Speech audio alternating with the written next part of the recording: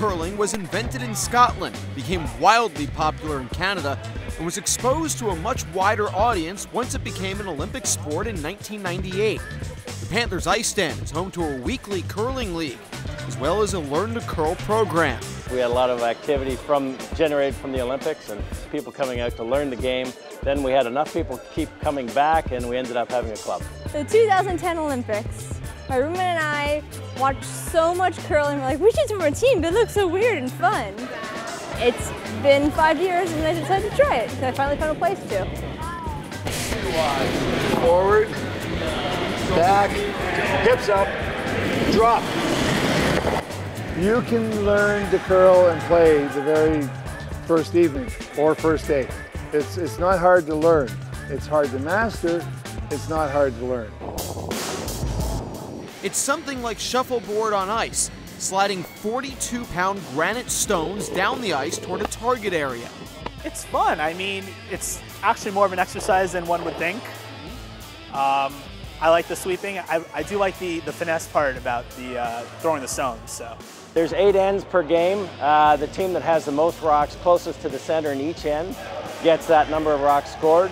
So it could be 2 rocks for yellow or 1 rock for red, and then you just keep adding up the ends until the end of the 8. That's where the handle is going to start. You're going to give it a clockwise turn. Really? You're going to start at about 11 o'clock with the handle and spin it clockwise. So I turn like this?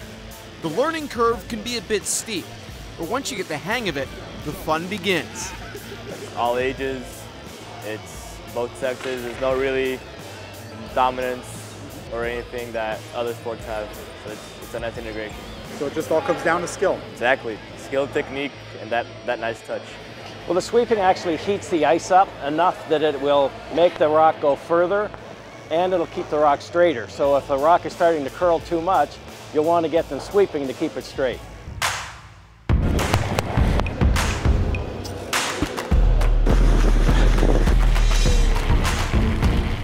Bill Lindsay and I joined in on a Learn to Curl night, but the lesson quickly turned into competition.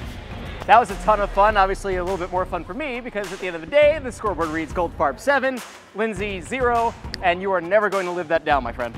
No, I'm Canadian too. I should know the sport, but never tried it.